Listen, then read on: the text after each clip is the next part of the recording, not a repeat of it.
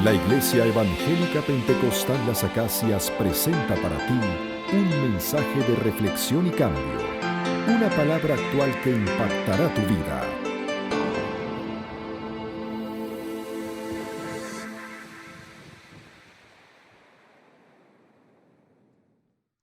No es una prédica, como dijo Samuel, es un compartir de mi testimonio, porque a través de los años no he hablado mucho de esto, entonces para algunos será algo nuevo.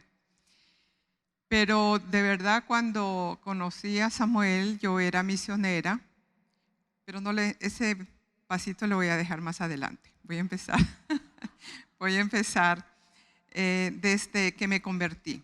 Pero vamos a leer la palabra, porque siempre la palabra, por supuesto, es lo más importante en mi vida, en los que conocemos al Señor como nuestro Señor y nuestro Salvador. Vamos a ir a Timoteo. Primera de Timoteo 1:15. Palabra fiel y digna de ser recibida por todos, que Cristo Jesús vino al mundo para salvar a los pecadores, de los cuales yo soy el primero. Y el 2. Porque esto es bueno y agradable delante de Dios nuestro Salvador, el cual quiere que todos los hombres sean salvos y vengan al conocimiento de la verdad. Porque hay un solo Dios y un solo mediador entre Dios y los hombres, Jesucristo, hombre.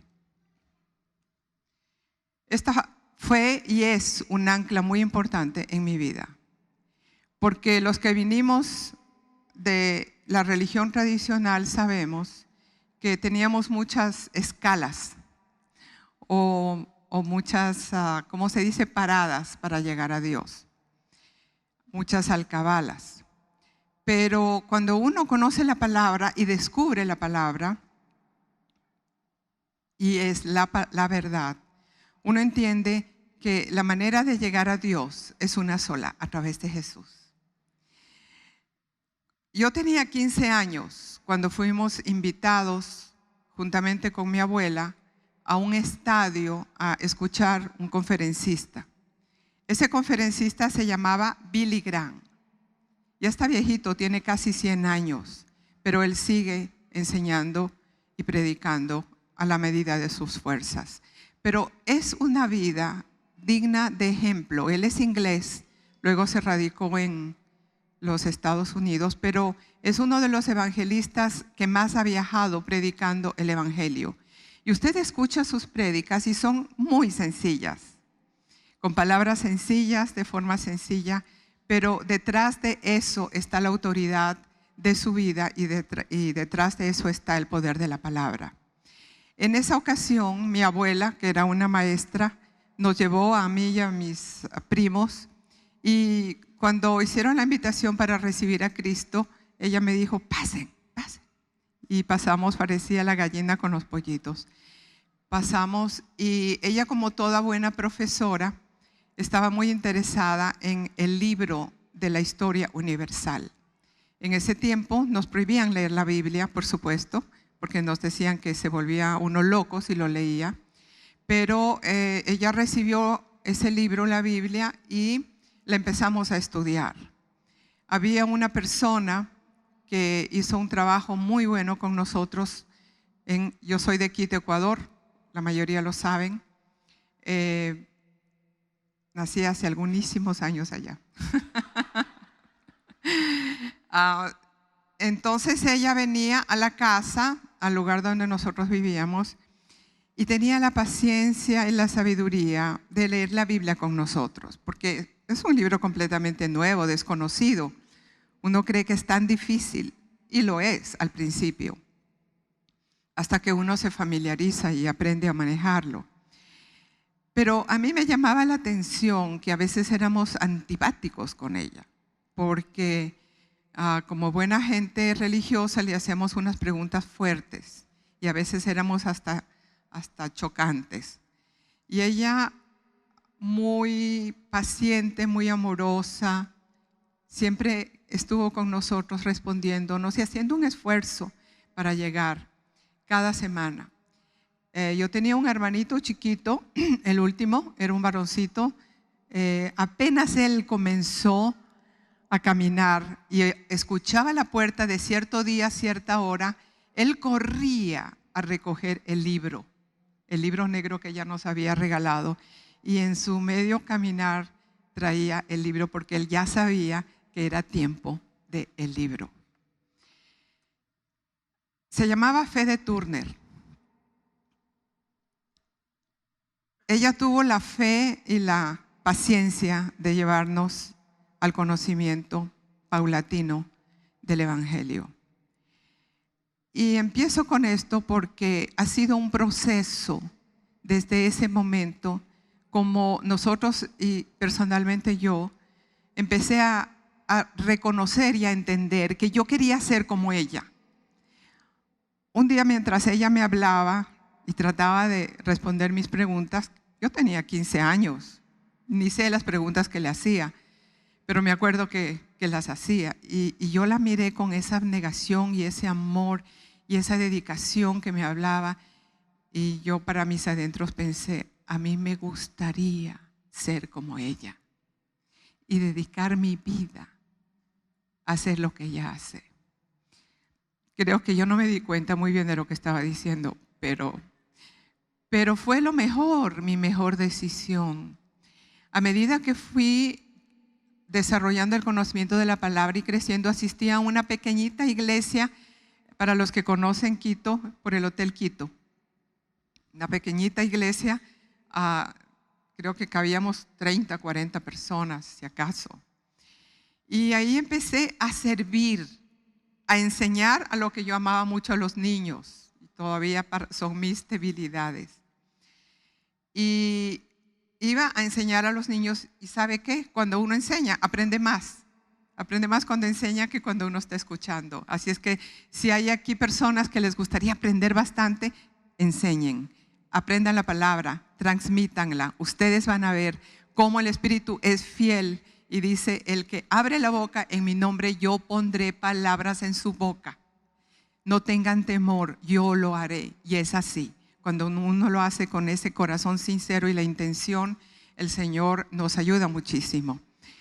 Y seguí en mi camino y seguí creciendo, luego estudiando, me gradué de contadora pública, pero no me gustaban mucho los números, la verdad me aburrían. Y en todo mi proceso, en los estudios y en el conocimiento de tantos ministerios y trabajos en el Ecuador, cada vez me fue desafiando y me fue enamorando más y más y más. El servicio al Señor, el conocer la palabra, el transmitir la palabra. Fue muy interesante porque me movía en extremos.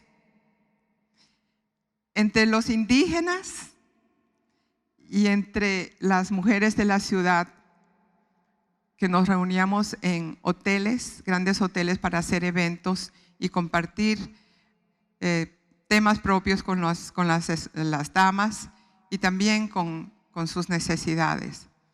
Pero déjeme contarle de los indígenas. Fue la mejor experiencia que yo he tenido en ver la poderosa obra del Espíritu Santo.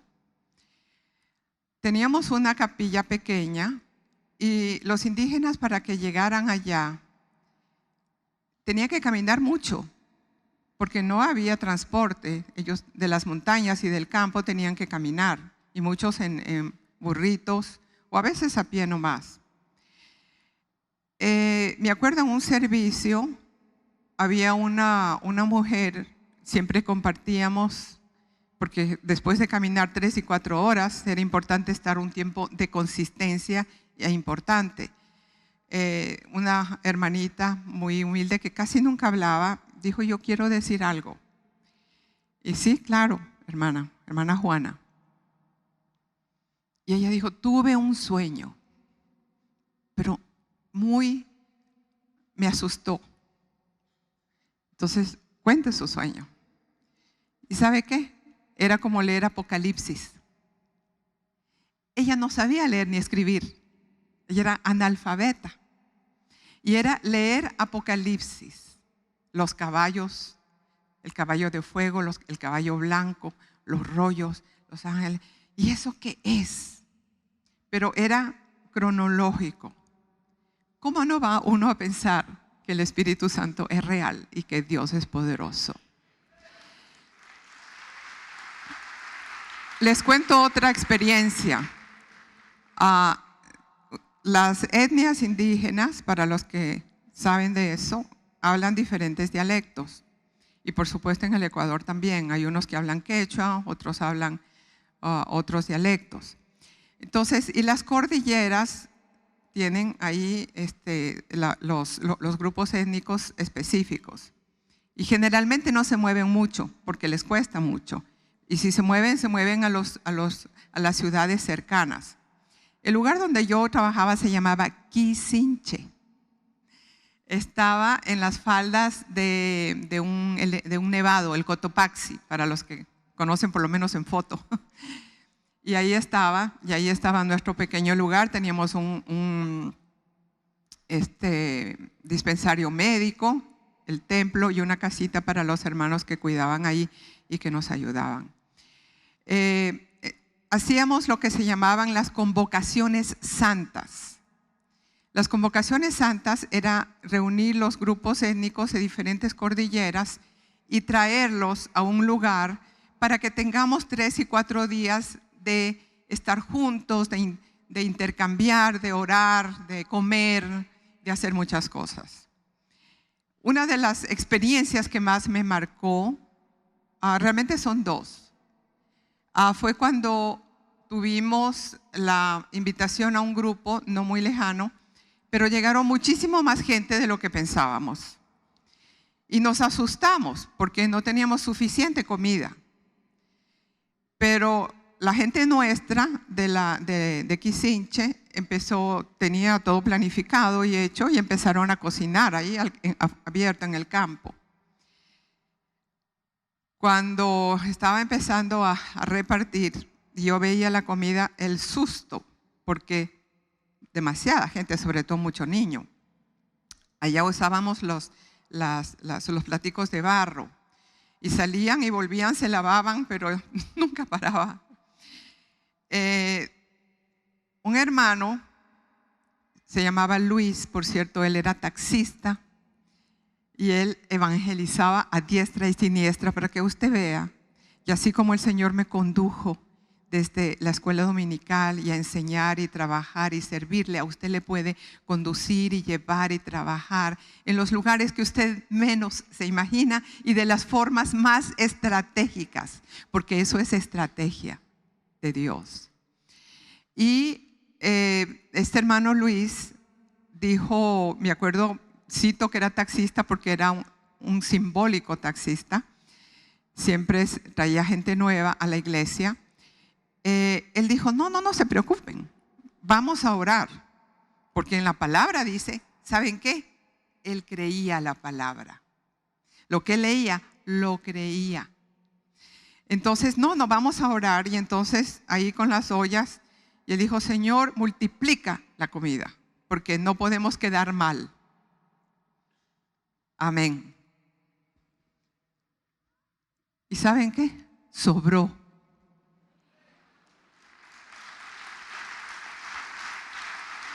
Esa fue una de las experiencias que me marcó muchísimo. Otra experiencia tuvimos con los indios Tolontag son de otra cordillera y hablan un quechua diferente, un poquito más elaborado, son más cultos, se visten más vistosos, tienen un poco más de labores, entonces tenían mayores ingresos.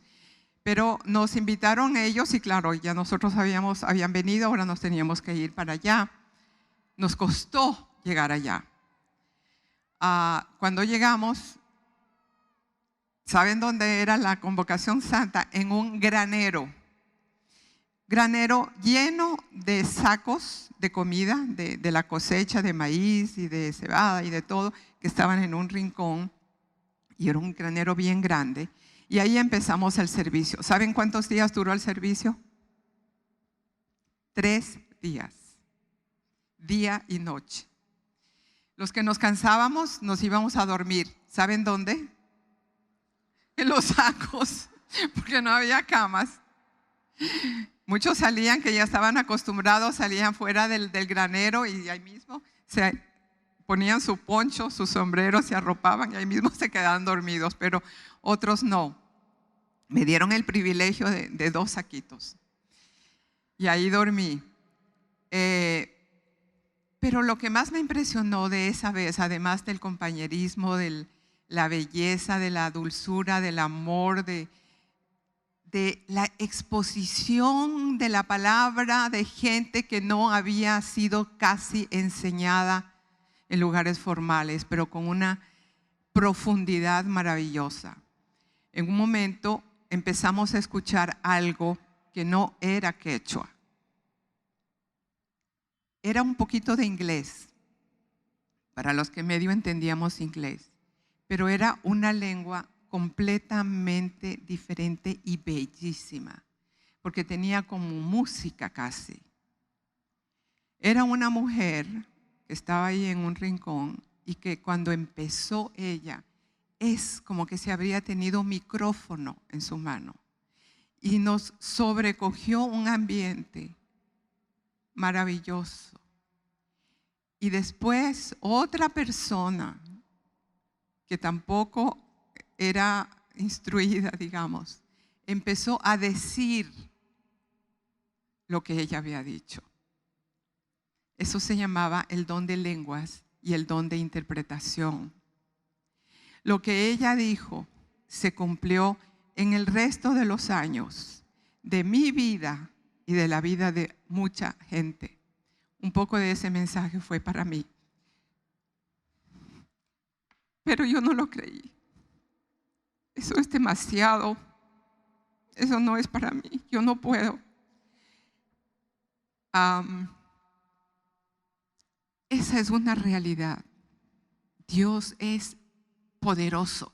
Existe y Él nos habla cuando Él nos tiene que hablar. Y nos usa, aunque nos sintamos y seamos incapaces. Él se encarga de realmente capacitarnos. Después de esas experiencias fui invitada, y yo era contadora, pero como les cuento que no me gustaba la contabilidad, y dije, no, Señor, yo quiero servirte, porque tenía un fuego dentro de mí, porque todo el mundo conozca al Señor. Y fui invitada por una organización a los 22 años a la ciudad de Washington, D.C., a trabajar allá con estudiantes internacionales y el cuerpo diplomático. ¿Qué es lo que hacíamos? Servíamos a la gente que venía desorientados, porque ser inmigrante es bien duro, aún en el cuerpo diplomático. Servíamos, ayudábamos, les llevábamos a los médicos, a los estudiantes que se enfermaban, les llevábamos las medicinas, estábamos pendientes, o si había alguna fiesta donde eran fiestas familiares, tratábamos de hacer reuniones para que no se sintieran solos. Y en fin, fue un trabajo de hormiguita. Había gente de todas las nacionalidades, de todas las embajadas allá. Y siempre había trabajo que hacer. ¿Ustedes tienen gente alrededor de ustedes de otras nacionalidades que no son la suya? A ver. Sí, ustedes mismos. Yo misma soy extranjera, ¿no? Bueno, ese fue un trabajo maravilloso. Aprendí muchísimo. Y mire qué estrategia.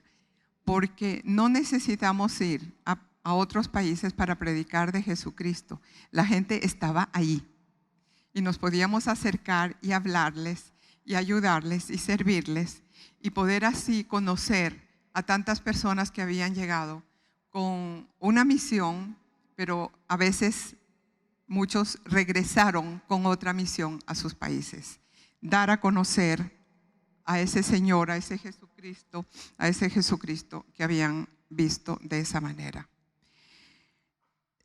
Esa fue mi experiencia afuera. Luego regresé a mi país de otra manera, con una ventana, las ventanas de la televisión. Trabajábamos con lo que se llama Club 700, no, PTL Club, PTL Club. ¿Quién se acuerda? Ah, mira, todavía hay viejitos aquí. PTL. Llevábamos todo este programa a través de toda la televisión y teníamos una oficina donde recibíamos las llamadas y atendíamos a las personas y llevábamos a mucha gente al Señor. ¿Sabe? Una de las cosas que me impresionó muchísimo, y también después me trabajé con Club 700, ¿sí? ¿Se acuerdan de Club 700? Hasta hace no mucho teníamos acá en Venezuela Club 700. Luego un Proyecto Luz que hicimos aquí en Venezuela. ¿Se acuerdan? Proyecto Luz en Venezuela, que pasamos películas y también recibíamos llamadas. Pero me llamó muchísimo la atención lo siguiente: las personas que llamaban, generalmente, me quiero morir, no entiendo nada de la vida, no me importa, mi esposo me dejó, mis padres no me entienden y no quiero, esta vida no sirve. Y cuando nosotros le hablamos del Señor y hacíamos una oración con ellos, les cambiaba la vida.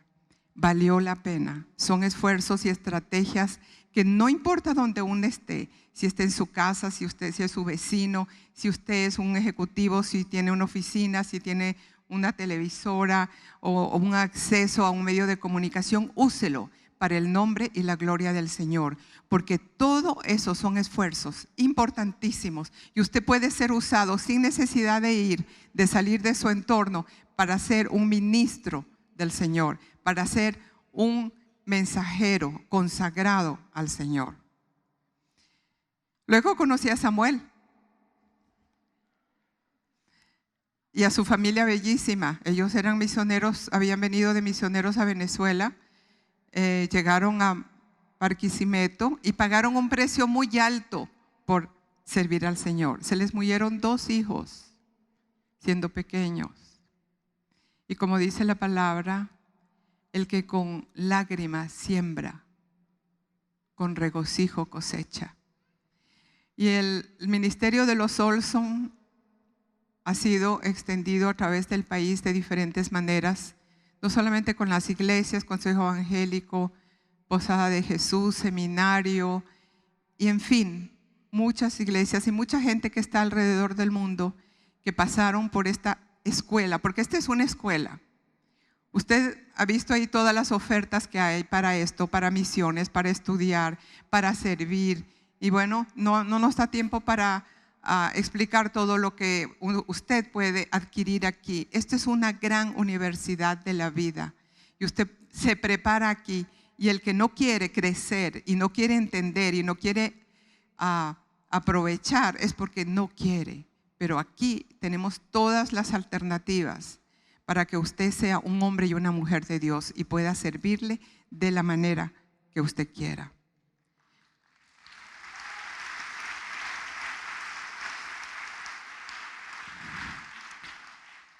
Una experiencia muy linda al casarme con Samuel y entrar en esta familia de servidores. Y por cierto, esto para las mujeres solteras.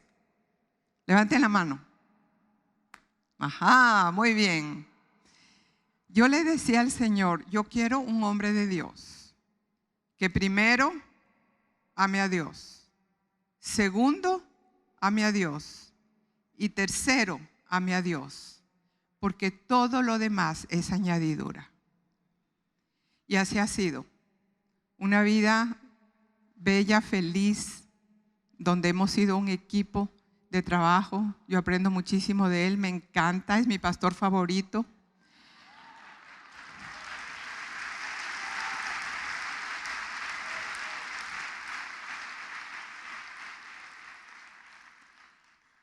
¿saben qué? Nunca para de inventar las cosas. Siempre está inventando algo, siempre. Y yo detrás. Me encanta construir. Yo pasé los números de la contabilidad por los números de los ladrillos. Donde llego quiero rehacer. El Señor me ayudó a estar en la remodelación del templo, ¿verdad, Oscar? Y después la posada y después la oficina de Samuel. Y donde vaya siempre estoy viendo a ver qué se puede hacer. Esa es mi segunda profesión. Y el desafío constante de servicio, cuando uno está en las manos del Señor, uno tiene que estar claro que primero debe ser el Señor y todas las demás cosas vienen por añadidura. Cuando mis hijos empezaron a crecer, ahí sí yo dije, mi prioridad, ¿cuáles son? Mis hijos. Y yo venía a las actividades puntuales de la iglesia, a escuchar, a aprender, pero mi tiempo más comprometido eran mis hijos. Así es que, mujeres, no tomen tiempo de sus hijos para ninguna otra cosa. Si tienen que trabajar, yo lo entiendo, por supuesto. La economía, sobre todo ahora, no es para tener una sola entrada, pero hagan lo que puedan. Si es necesario, estréchense económicamente, pero vale la pena que su prioridad sean sus hijos. Tengo 2 hermosos, bellos hijos. El uno está en Paraguay, casado ya y mi nuera Patti, y tengo un bellísimo nieto que se llama Paul. Y viene una en camino y es una nena. Y tengo mi hijo Samuel, que por ahora está aquí con nosotros en Venezuela también. Me siento muy orgullosa de ellos, me llenan mucho, son mis tesoros. Y actualmente estoy ayudando un poco más profundamente, nunca me desligo de apoyar a Samuel en las acacias, pero en la posada de Jesús. A ver, los posaderos, parecen los posaderos. Yo no sabía que estaban aquí. Dios les bendiga. Los vi al llegar, qué bueno. Ese fue el sueño de mis suegros. Ellos querían sembrar 3 iglesias en Venezuela, en Caracas sobre todo. En el oeste, por este lado, y en el este. La iglesia de Gato Negro que está allá, estuvimos hace unas semanas, en Katia, y estuvimos en su aniversario. Esta y la Posada de Jesús. Entonces, estas 3 iglesias fueron el sueño de mis suegros como misioneros, de dejar esta siembra de la obra del Señor. Y les cuento algo, hay tanta gente que ha salido por todo lo que estamos viviendo, y a dónde van, y ellos se presentan, dicen, nosotros venimos de la iglesia de las Acacias, casi siempre saben de la existencia nuestra. Y esas personas van a lugares privilegiados porque saben que somos gente seria y que preparamos a la gente para la obra del Señor, que no la lanzamos así nomás. Entonces, es parte de lo que también yo siento que ha sido mi ministerio. Aquí en la iglesia comencé el prematrimonial. ¿Todavía hay por aquí alguien que estuvo en los cursos que yo comencé? ¿En el prematrimonial? No, ya no, están muy viejitos. Y enriquecimiento matrimonial, en fin, todos esos trabajos. ¿Qué es lo más importante? Que yo descubrí el secreto de la felicidad, que se llama Jesús. Y descubrí que uno puede ser pobre, pero es rico. Y uno puede estar triste y tener la mejor esperanza. Y uno puede estar enfermo y necesitado, pero tiene el mejor consuelo. Porque en esta vida de Jesús, todo es diferente, es una nueva vida. Por eso el capítulo 3 de Juan me es tan importante y tan significativo también, que habla del nuevo nacimiento. Tenemos la oportunidad de ser personas nacidas de nuevo, con una nueva vida, con una nueva dimensión, unas nuevas fuerzas, una nueva perspectiva de todo. Jesús es el Señor. Él es el poderoso Rey de Israel. Y vamos a leer la última, que ya me están avisando que ya terminé. Pero vamos a leer Mateo 13, 45 y 46. También, vamos allí todos. También el reino de los cielos es semejante a un mercader que busca buenas perlas, que habiendo hallado una perla preciosa, fue y vendió todo lo que tenía y la compró. El reino de Dios. Hemos logrado ser la gente más afortunada del mundo, los que llegamos a conocer al Señor Jesucristo, porque trasciende tiempo, política y todas las situaciones.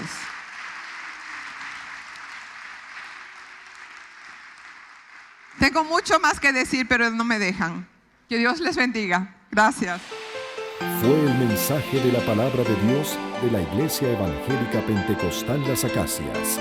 Si deseas adquirir este material, puedes llamar al teléfono 213-7031.